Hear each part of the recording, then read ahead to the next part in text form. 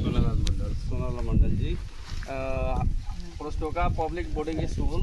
यो तपाईँको एरियाको नाम के हो? भागर भागर सर भागर सर त मानव कि यो भागर फार्म हो तरकारी फार्म हो सबै र बढी तरकारी पनि हुन्छ बढी यसमा तपाईँको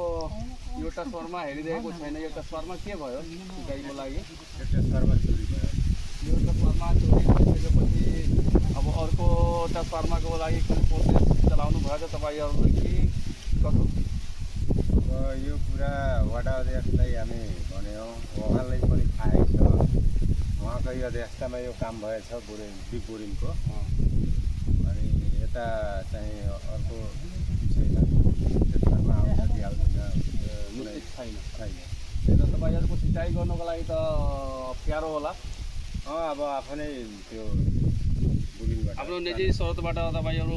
सानो ट्युबवेल गाडेर अब तपाईँहरू खेती गरिराख्नु भएको छ अनि यो सानो ट्युबवेल तपाईँहरूको संस्थाबाट प्राप्त भएको छ कि आफ्नो क्यासबाट नगदबाट आफ्नै यो नगद पहिला धेरै दिन भइसक्यो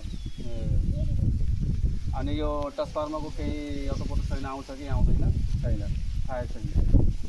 ए अब किसानहरूको चाहिँ यता त धेरै अप्ठ्यारो भइरहेछ सिँचाइको लागि त यो पोस्टोका पब्लिक बोर्डिङ स्कुल यो कृषि फार्म चाहिँ भ्रमण गर्न आएको थियो अनि हामी यो सबै हेरेँ समस्याहरू हेरेँ अनि हामी यो स्थानीय सरकारद्वारा के अनुरोध गर्न चाहन्छौँ कि यो किसानहरूलाई धेरै अप्ठ्यारो छ खेती गर्न अनि यो सुविधाको लागि केही प्रोसेस चलाइदिनको लागि हामी हार्दिक अनुरोध साथ नमस्कार धन्यवाद।